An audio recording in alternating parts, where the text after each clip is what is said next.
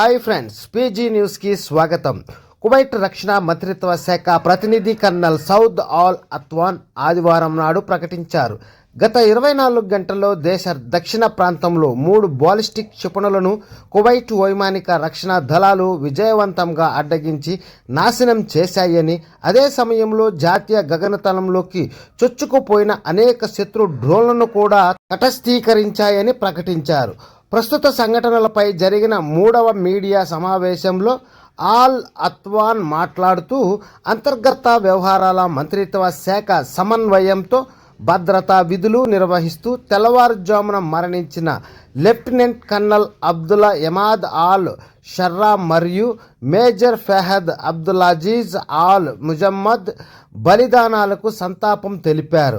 సుబాన్ ప్రాంతంలోని కువైట్ అంతర్జాతీయ విమానాశ్రయంలో 2 డ్రోన్లు ఇంధన ట్యాంకులను లక్ష్యంగా చేసుకున్నాయని, మరొక డ్రోన్ కువైట్ నగరంలోని సోషల్ సెక్యూరిటీ కోసం పబ్లిక్ ఇన్స్టిట్యూషన్ భవనాన్ని ఢీకొట్టిందని, ఎటువంటి మానవ ప్రాణ నష్టం జరగలేదని, కానీ ముక్కలు పడిపోయాయని ఆయన వివరించారు.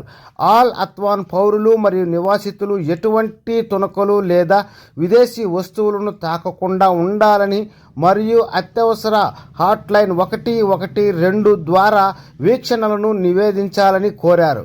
His highness Emir Sheikh Mishal Al Ahmad నాయకత్వంలో దేశ సార్వభౌమత్వాన్ని కాపాడుకోవడానికి కువైట్ సాయుధ దళాల అత్యున్నత స్థాయి సంసిద్ధతను నొక్కి చెప్పారు. ఓకే ఫ్రెండ్స్, ఇలాంటి మరెన్నో లేటెస్ట్ అప్డేట్స్ ఎప్పటికప్పుడు మీ మొబైల్లో నోటిఫికేషన్గా చూడాలనుకుంటే ఛానల్ సబ్స్క్రైబ్ చేసుకోండి. అలాగే నచ్చితే వీడియో లైక్ చేయండి, మీ ఫ్రెండ్స్ అందరూ కూడా షేర్ చేయండి. Okay friends, by, take care. మరొక వీడియోలో మరిన్ని విషయాలతో మళ్ళీ కలుద్దాం.